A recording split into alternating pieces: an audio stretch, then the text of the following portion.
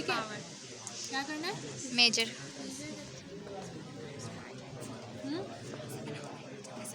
Three phase circuit है पहली बात। स्टार ठीक है। Connected load.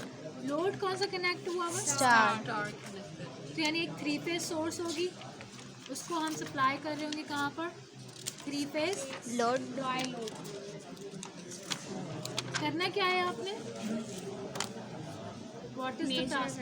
Power measure to measure the three phase power consume by the load को मेजर। कैसे मेजर करेंगे? क्या चाहिए होगा? Current and voltage. अगर वोल्टेज की वैल्यू वोल्ट मीटर यूज़ करें हम, यस। करंट के लिए क्या यूज़ करें? Ammeter. और फिर पावर? और फिर पावर मेजर पावर ब्लॉक आपने बताया था ना कुछ। पावर ब्लॉक बेटा सिमुलिंक में है ना। ओके। यहाँ पे हार्डवेयर पे हम कौन सा करें? 3 वाट मीटर। फॉर्मूला अगर आप वोल्ट मीटर यूज़ कर रहे हो आई स्क्वायर तो वी आई से तो पावर आ रहा होगा, हम्म। Current power. ठीक है, लेकिन मैं बोलूँ नहीं, आपने एक इंस्ट्रूमेंट लेना है जो डायरेक्टली आपको पावर मेजर करके दे। वोल्टेज क्या होगा?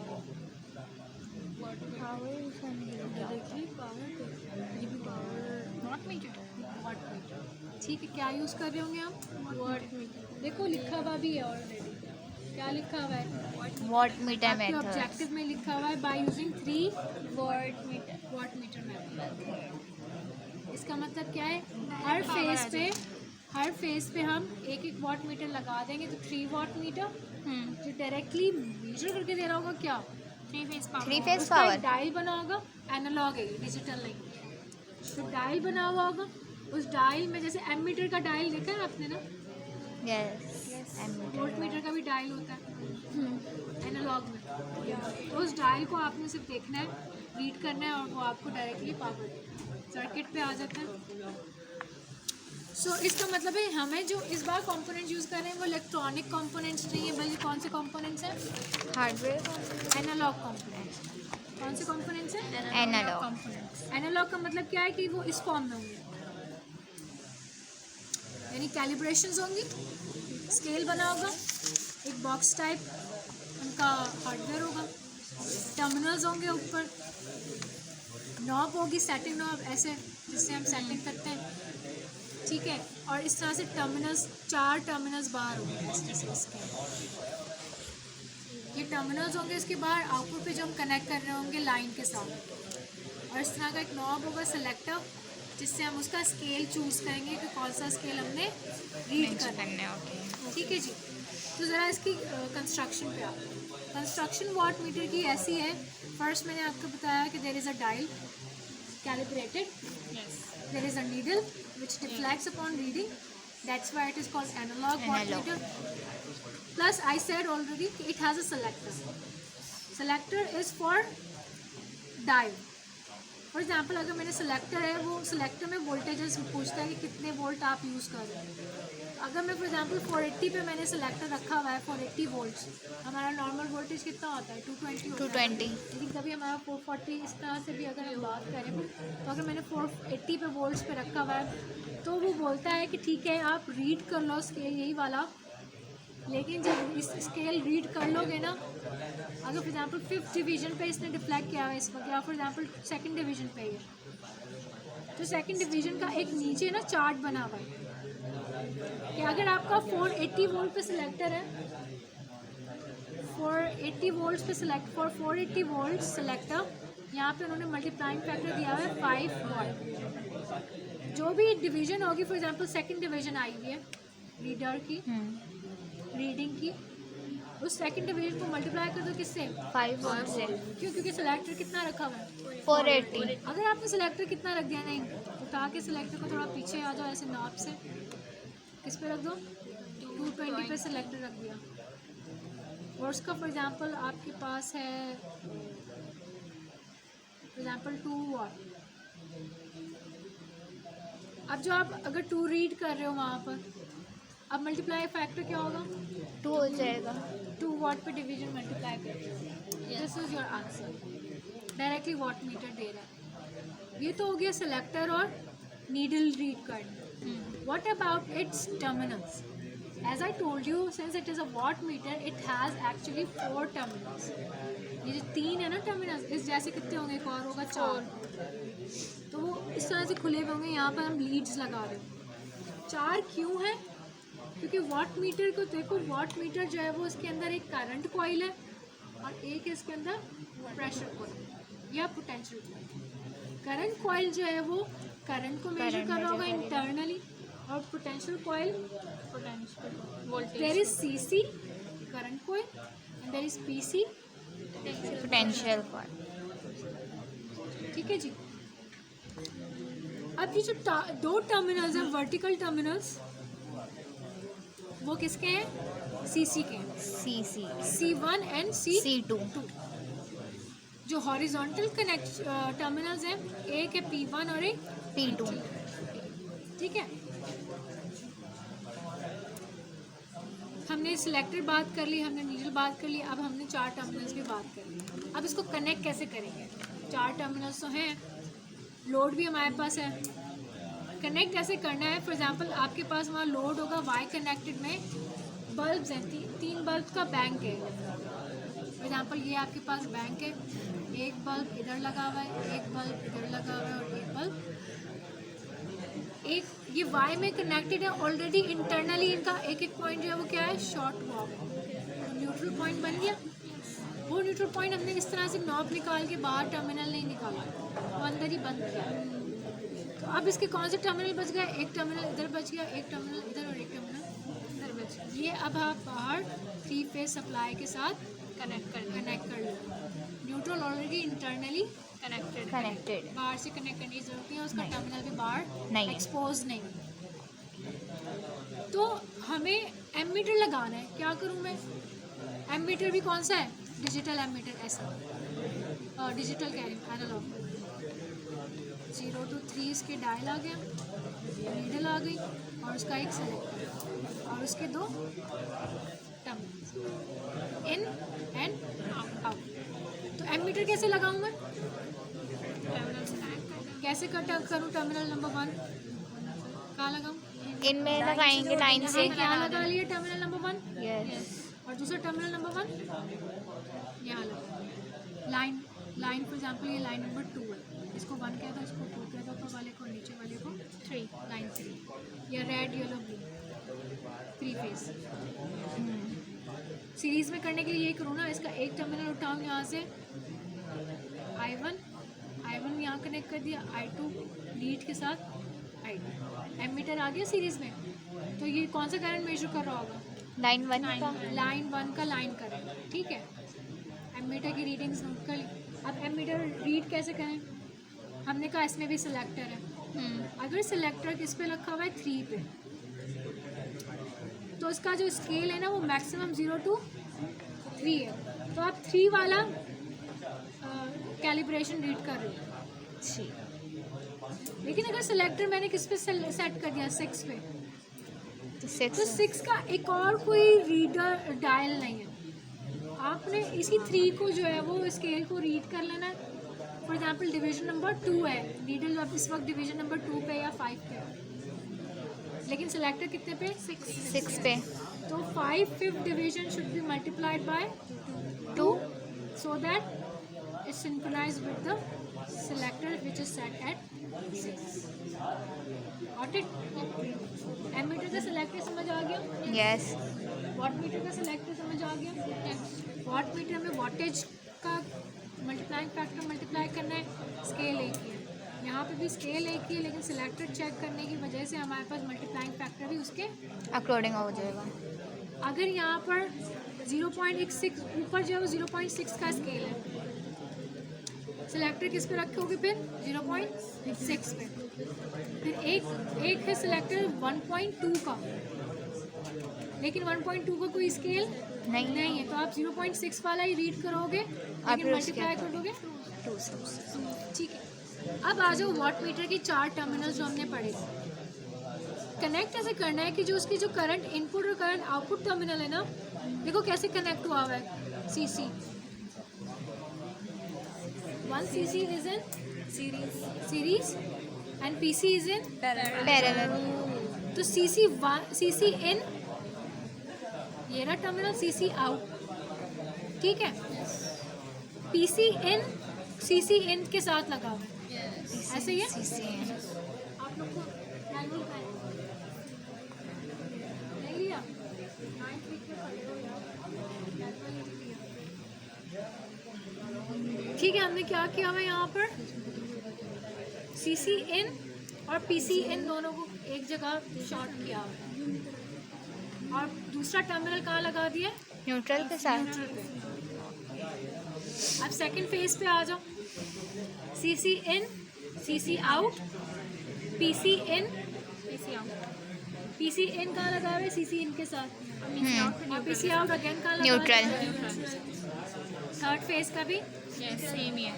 अब मैं बोलूँ टोटल पावर जो 3 फेज लोड कंज्यूम कर रहा है कितना है, तो आप क्या बोल रहे हो? कैसे फाइंड करें?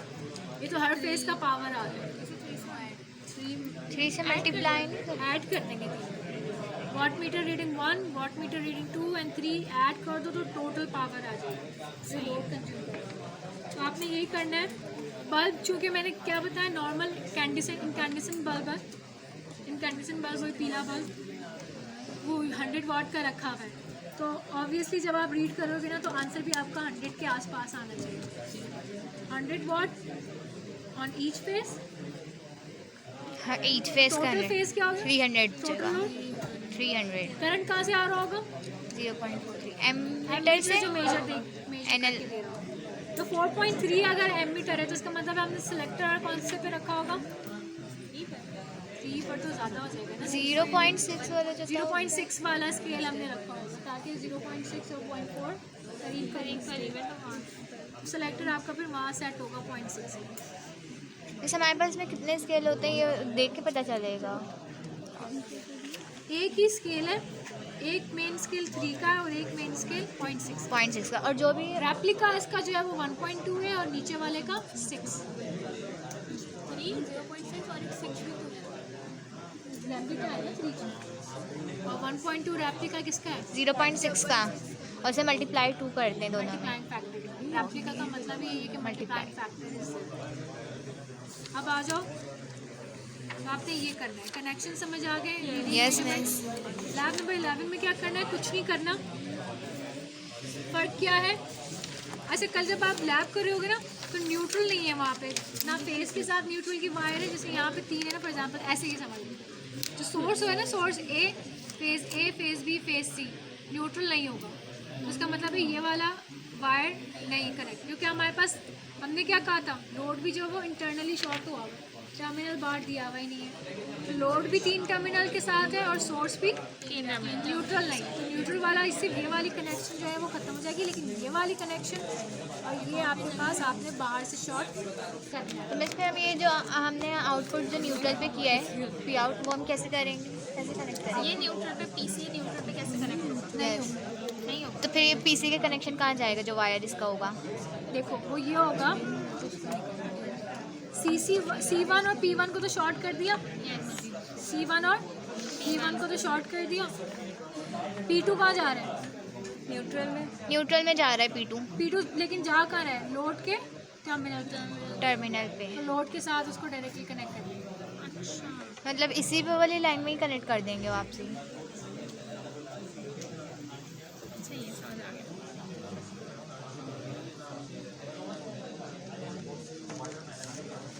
हम क्या कर रहे होंगे, इस P2 को दूसरे P2 के साथ, उस P2 को तीसरे P2 के साथ करें। अच्छा, P2 एक लाइन के दूसरी लाइन से कनेक्ट हो जाएगा और दूसरी लाइन वाला तीसरी लाइन से कनेक्ट हो जाएगा। P2 सेकेंड टर्म, सही है। तो ये हो जाएगा पैरेलल कनेक्शन। अब आ जाओ lab number 11, what is the task? Delta connected है बस। अब क्या करना है? 3 फेज सर्किट अगेन, यस, बस 3 फेज लोड अगेन। वो what is the delta nature of the load? Delta. So how many terminals will be there in delta? 3 Why 3? Delta neutral नहीं होता है। न्यूट्रल नहीं होता? नहीं और 3 होंगे ना। Three phase. चले हम देखते हैं कितने टर्मिनल्स अभी हम निकालते हैं। और करना क्या है हमने साथ में, कितने वाट मीटर्स लगाने? 2। ये मेथड हम क्यों, डेल्टा के लिए हमने कौन सा मेथड यूज़ किया? 2 वाट। क्यों? ये देखो ज़रा सर्किट में, और आंसर मुझे बताओ क्यों हमें 2 मीटर हमने लगाए, 3 क्यों नहीं लगाए?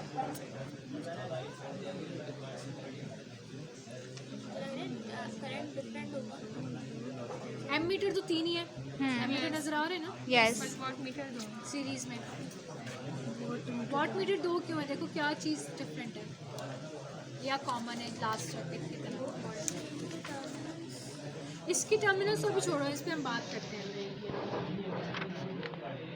मैं वाट मीटर की बात, वाट मीटर 2 क्यों लगे हुए हैं? ज़रा कनेक्शन देखो, क्या कनेक्शन सिमिलर लग रहे हैं वाई की तरह? ये तो क्या डिफरेंस क्या है? इसका जो ये है वो नीचे वाले के में connect P1 P2 W1 W2 C1 उसका आउट न्यूट्रल नहीं है तो उसका आउट जो है कहाँ जा रहा है आउट उसका? थर्ड वाले का कहाँ जाएगा? एग्जैक्टली। हमने यहाँ पर instead of using external neutral, इन्होंने उसी 3 फेज में से एक फेज को क्या कर दिया? Reference. They have set the one of the phases as over here, phase B is set as reference.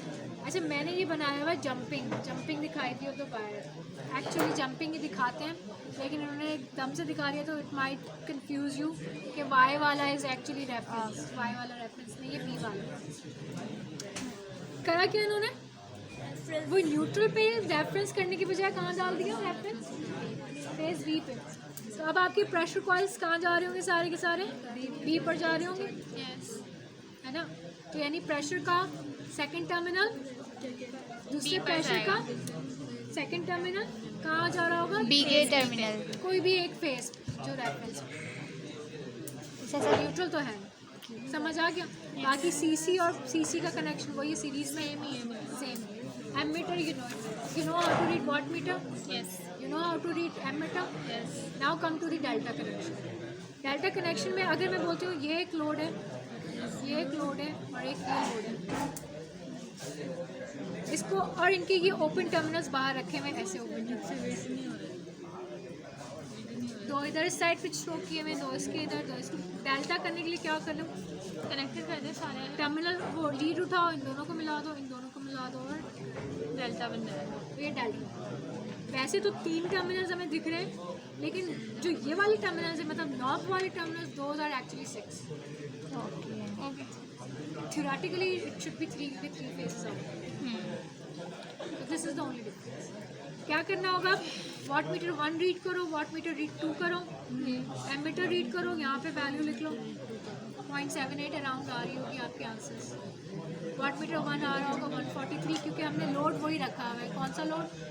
100 वाट 3 वाला डेल में। एक आ रहा होगा 144, दोनों को एडअप कर दो, that's why it is called 2 watt meter method. तो वो क्या दे रहा होगा? Total power consume by the 3 phase delta. 3 phase delta connect. Power factor कैसे निकालोगे बताओ? पावर फैक्टर का तो real power upon apparent power होता है फॉर्मूला। अपेरेंट पावर तो नहीं है, cos थीटा वाला फॉर्मूला करंट गिवन है आपको, यस। क्या करें?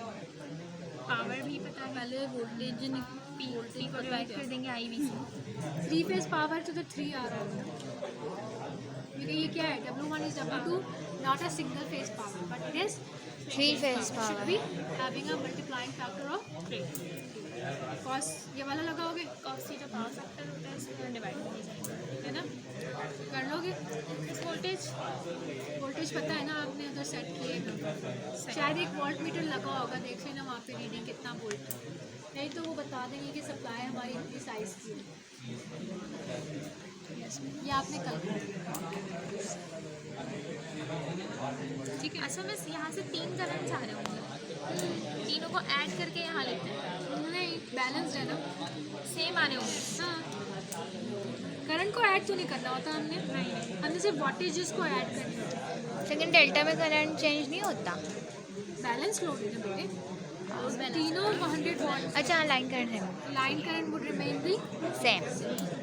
3 एमीटर की बजाय अगर आप 1 एमीटर भी यूज़ करो यार, अगर 2 आवर नहीं है तो आपको पता है बैलेंस है, तो 1 एमीटर से भी काम हो जाए।